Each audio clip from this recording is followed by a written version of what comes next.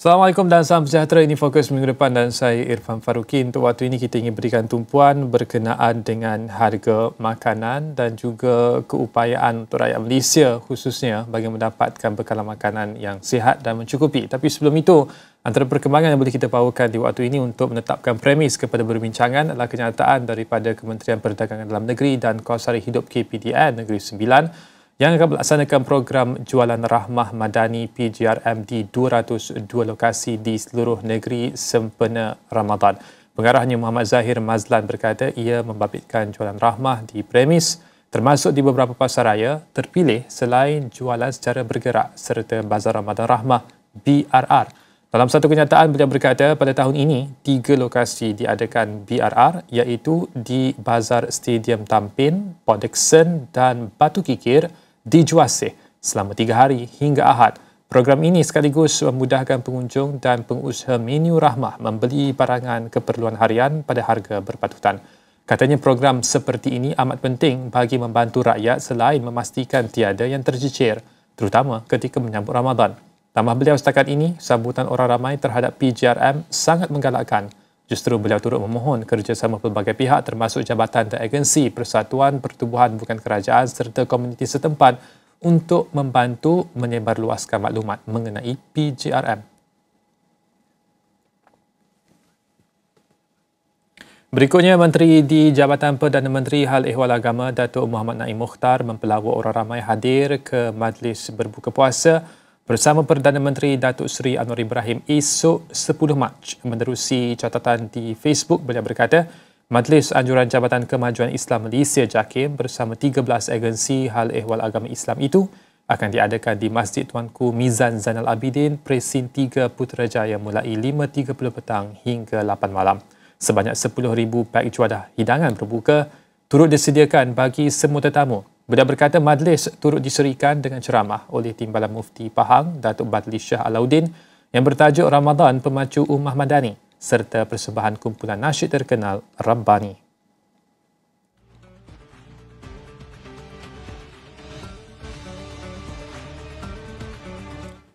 Peniaga Bazar Ramadan dan Aidilfitri dinasihatkan supaya mempamerkan tanda harga dengan jelas bagi mengelak kekeliruan. Pengarah Kementerian Perdagangan Dalam Negeri dan Kos Sara Hidup KPDN Negeri Sembilan, Muhammad Zahir Mazlan berkata pihaknya menerima banyak aduan tahun lepas bahawa ada peniaga di Bazar Aidilfitri yang tidak meletakkan tanda harga dengan jelas sehingga mengelirukan pengguna.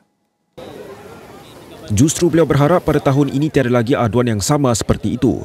Ujar beliau pihaknya sentiasa melaksanakan pemantauan dan penguatkuasaan bagi memastikan peniaga mematuhi peraturan. Beliau turut menyeru peniaga untuk mempamerkan tanda harga yang betul yang tidak mengelirukan pengguna dan pengunjung. Ini termasuk dengan meletakkan tanda harga pada tempat yang boleh dilihat dan menggunakan alat timbang sukat yang telah ditentusahkan. Beliau turut menasihati peniaga supaya mengikut peraturan dan undang-undang ditetapkan termasuk tidak menjual barangan menyalahi Akta Perihal Dagangan 2011 seperti barangan cetak rompak, tiruan dan lain-lain.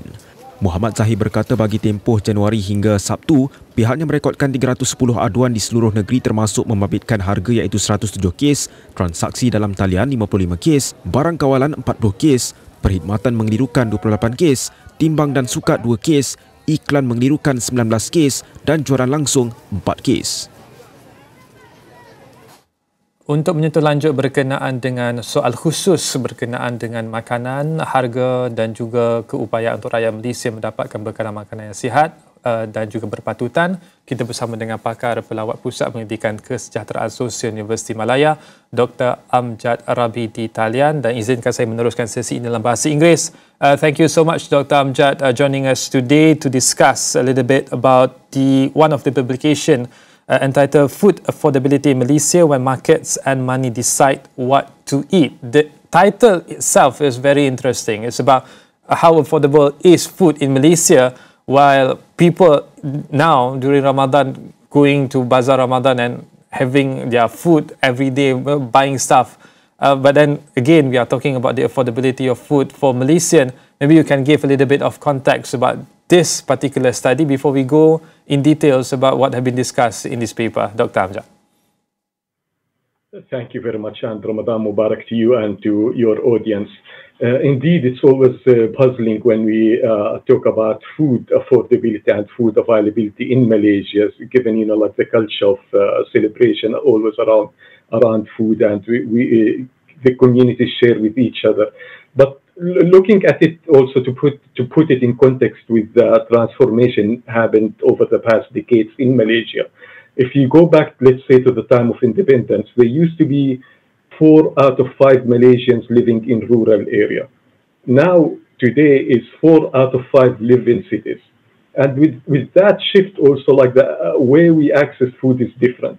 It's not about food availability, what you would expect in rural areas. So it's now it's about food affordability. So it might be the food available everywhere, but because of the low wages, especially for low wage earner in Malaysia, who are quite many of them, the inexpensive food in comparison to other countries become unaffordable for many low wage earners in Malaysia. Just to give you one statistic, maybe that will help us to understand the complexity of the issue. If we compare between many countries in the study, so if for a minimum wage earner in Malaysia, minimum wage now is 1,700, used to be 1,500. So for a minimum wage earner in Malaysia, if we take the wage per minute, it would require the minimum wage earner in Malaysia 58 minutes, almost 1 hour, to be able to afford 1 liter of milk. If you compare it with the Netherlands, it will only be 4 minutes. So you would imagine how expensive relative to the minimum wage earners in Malaysia. Even if we compare with a country like Turkey, the same 1 liter of milk, it would require about 18 minutes for a minimum wage earner in Turkey to be able to afford 1 liter of milk. But again, in Malaysia, 58 minutes. And that we can see across multiple of the nutritious food items that whether it's meat or chicken or tomato or lettuce, we see the same pattern. Yeah, Doctor, I would like to show to our audience the graph that Dr. Amjad was talking just now, based directly taken from your paper when you talk about the cost and work time in minutes to buy 1 kilogram of apple, for instance. You can see that the position of Malaysia is quite high, meaning Malaysia needs to work more and longer hours in order for Malaysian to afford 1 kilogram of apple, for instance. And then on the second graph is 1 kilogram of banana. If we compare to other countries, like Dr. Amjad mentioned just now, there is Turkey, other nations, particularly those who are not as well developed as Malaysian, especially those who are in Africa, they work less hours compared to Malaysia. And then there is 1 head of lettuce and tomato.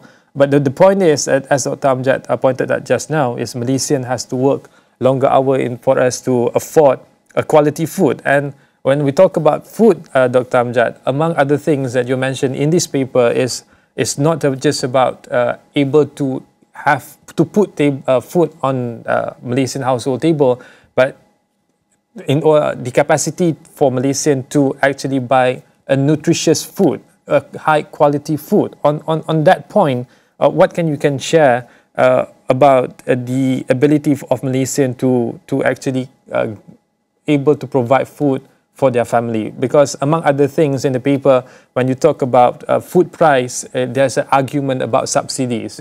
You mentioned something about the subsidies is disproportionate when it's too much focus on energy in comparison to subsidy for food, Dr. Amjad. Indeed, I mean, if you look at food subsidy, it's about 80% of, gasoline subsidy, it's about 80% of the total subsidy amount goes to oil product or fuel subsidy. So, but it affects actually the price level. So if we look at Malaysia in absolute value, if you compare the prices in Malaysia, the prices are cheaper in Malaysia in comparison to the global average. It's about 80% of the global average, the price in Malaysia, the price level. But if we look at income, especially the income of the minimum wage earners, that's where it becomes very, very expensive. the nutritious food. And we need to keep in our minds where other countries that minimum wage earners usually is a small fraction of the population. In Malaysia, it's a very large segment of the population. Just to compare with other countries, on average for 37 countries at the level of Malaysia, what we call them OECD countries, the level of developed countries or same level as Malaysia, diversified economy, the average percentage of minimum of people with low wage pay, it's about 15%. We're in 14% to be precise. Whereas in Malaysia, it's about 30% of the population make the low wage, which is around the minimum wage. So it's about 30% in comparison to 15%. So we have so many people making low wages. The nutritious food is expensive. As I mentioned, 1 liter of milk, it will take 58 minutes, where other countries, 3-4 minutes of work. So what people do, you have a limited budget, and you need to allocate it to get in to feed yourself, to get calorie intake. So when nutritious food fresh food is expensive, then you substitute the fresh nutritious food. You substitute it with calorie dense and processed food, which is cheaper, like instant noodles and other things. And this is what the price for this is, that what you've seen in the statistics about obesity, about malnutrition, about stunting. Because again, like family low wage earners, they have to get calories. So if nutritious food is expensive, then you substitute with calorie dense processed food. And this is really important for Malaysia if you are serious about the issue of malnutrition, especially stunting among children. We have to deal with this issue in particular.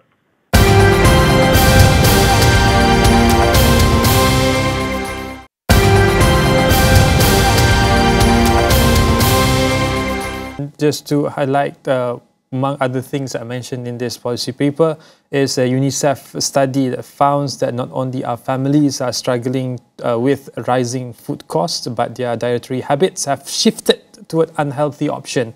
Just like Dr. mentioned just now, with 46% of surveyed family in 2023 reporting eating more instant noodle, up from 40% during the pandemic, reflecting a growing reliance on highly processed, low-cost meal to mitigate the increase in cost of living. But then the question is, Doctor, our concern about the affordability of food is only in urban area. Is it correct, Doctor? It's not concerning people who are in rural area, as mentioned in the paper, that people who are living in rural area, they can grow their own food, Doctor? The reason, that's a very good question and very good point you are raising. The reason that we focused on especially urban area is because of the rapid urbanization in Malaysia. And with the rapid urbanization, like Malaysia, as I mentioned, it used to be 4 out of 5 living in rural area. Today is only 1 out of 5 lives in rural area, so significantly much less. And this is really very speedy urbanization process. So we focus on this because there is like the whole idea of the urban advantage that, people move to cities, which is correct. People move to cities for better opportunities, for jobs. If you look at statistics in Malaysia, income or median wage in urban areas higher than rural area. If you look at all access to rights, well, everything you would see, always urban is presented to be better than rural area. But the problem with this idea that urban is better is that there is what we call it in the field heterogeneity, or in cities, people are more diverse. If you go to rural area, yes, income is less, but you don't have that disparity in rural area. Usually people are homogeneous group of people, they not as well off as cities, but it's less, inequality is less of an issue. But if you come to cities, if you are in KL, where I live in Monte Chiara, across from, if I look from the window, it's the village Sigambot Dalam. This is in very rich area, we still see pockets of urban poverty, or the PPR community, the Malaysians live in low-cost flats. So because of the cities, you have the rich and the poor. The poor are hidden. in cities, when you collect statistics, we don't see them. So what we try to do in this study is to focus on those who earn minimum wage. And that is applicable if you earn the minimum wage, if you are in a city or in rural area, that's applicable. You get milk, you get tomato, you get lettuce, might be cheaper a little bit in the rural area, but you face the same, to some extent, the same price levels because mostly things are imported. But in rural area, the advantage in many rural area communities that people, they have level of access to subsistence farming. Usually in some rural area, they plant here or there, or in the community, they have a mango tree or banana tree where they can get also access to fresh and nutritious food. Where in cities, income determines what you eat. If you have income, food is available in cities, but if you have income, you can buy. So that's why we really focus on urban. It's because of the dynamics that we've seen in urban cities, especially the widespread low-wage earners in Malaysia, as I mentioned, working in like in Grab, in delivery, in what we've seen in the like expansion of this service sector that gives low wage, especially in cities. But it's applicable to rural area. Now, I mean, it's also like important also to look. We didn't look in details into the agriculture policy in Malaysia, but it's also it has also very important dynamics to it. Where in the past in rural area they used to have, as I mentioned, like the subsistence farming. You have different things grown and you can eat. With reliance on one crop, mainly palm oil and other things, that actually phased out many other local produce that usually was accessible to people in the rural area. One example, it stunned me when I saw banana. Well, I expected, apple to be expensive in Malaysia relative to the minimum wage. But what I didn't expect that in Malaysia, banana would be also expensive to the minimum wage earner. Like Germany, they don't have banana, but it requires 3 to 4 minutes of a German minimum wage earner to acquire 1 kg of banana. If a minimum wage earner work 3 to 4 minutes in Germany, will be able to get 1 kg of banana. Malaysia is, the most delicious banana I ever had in my life. It's in Malaysia.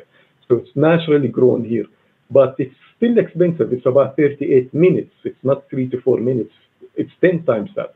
So it tells you, because of we have like the agriculture sector evolved in a way that looks at the assumption you have open like open trade policy. So you produce one product and then you engage in a trade. That was probably like a common in many countries, that you focus on one product and then you exchange. But we need to be careful now. Now the tariff war is happening, and the open trade policy it has a limitation, and we see it, as I mentioned, in food security and access to nutritious food.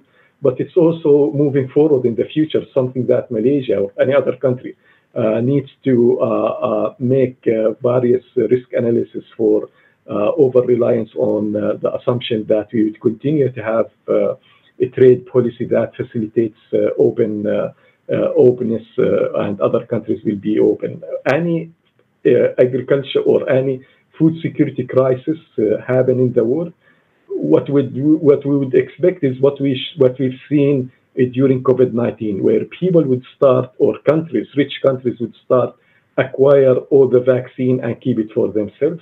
And countries that are overexposed to this risk might find themselves in a situation they cannot access to markets.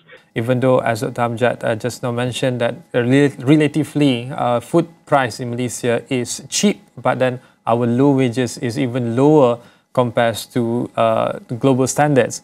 And for that, Dr. Amjad joining us now. Doctor, there are 3 key policy intervention that you mentioned in this paper. Among others is about establishing a social protection floor, SPF, which the approach is by adopting a life cycle approach rather than a dismantled, segregated approach that currently the government are pursuing. Your you are trying to bring up this idea of life cycle approach by giving out social give out for certain people in Malaysia based on their age and their life cycle during their lifetime. Maybe you can talk more about that, Doctor. Indeed, just also to recognize that Malaysia has many social assistance programs hands out. It's actually about 110 programs across 25 different ministries. So there are many, but what we're putting forward is to look at bringing those many programs into one social protection floor. We don't want to have silos. We wanted all of them to work together to end this issue of food insecurity. So our proposal is instead of looking at bottom 40, I mean this is the argument we put forward in several studies, which we don't know who's the bottom 40 people. There is no way that you can tell who is bottom 40 or not. And simple reason is most people like you have only the ones let's say contribute to EPF or formal sector is 8.5 million, whereas the ones in the working age is about 24 million. So we cannot assume that the income of people or who is bottom 40 or who is middle 40. So that's why many of these programs redundant. They replicate each other, but it's also very difficult to reach to the needy person based on the statistical notion of bottom 40. And if I could be today bottom 40 and next year I might shift to middle 40. So this is very fast, the transition. And we've seen in many countries like studies in Indonesia and Vietnam that this shift is very significant. Like you would have people go from bottom 40 to middle 40, middle 40 to bottom 40. So it's not accurate way to deliver cash assistance. And it has the problem that create dependency. So if I tell one example, I always say, if I tell my daughter, if you fail the exam, I will give you a gift. It's counterintuitive. I should not tell her that. I should tell her, I will give you a gift if you pass the exam, but if always daddy loves you. Same logic. If you say a government says that I will give you if you poor, the message is that to be able to get that assistance, I need to be poor. What we wanted, of course, we wanted to give the poor, but without creating this dependency situation. Our proposal is simple: is to go back to the roots, what causes food insecurity or poverty. Yeah, Doctor, thank you so much for giving us an extensive explanation about your paper on food affordability in Malaysia. But if you want to read more about the social protection floor that Dr. Amjad just mentioned just now, you can always read the full paper entitled Creating Fiscal Space for Constructing Malaysia's Social Protection Floor to get a more detailed idea about how does this life cycle approach for SPF works. And of course, the food availability in Malaysia also are available at swrc.um.edu.my for further reading. Thank you so much, Dr. Amjad Rabi, Pakar Pelawat Pusat Penyelidikan Kesejahteraan Sosial Universiti Malaya, berkongsi perspektif berkenaan dengan keupayaan rakyat Malaysia untuk mendapatkan makanan yang berkualiti pada harga yang berpatutan. Dan itu sahaja kupasan di waktu ini. Saya Irfan Faruqi. Salam hormat.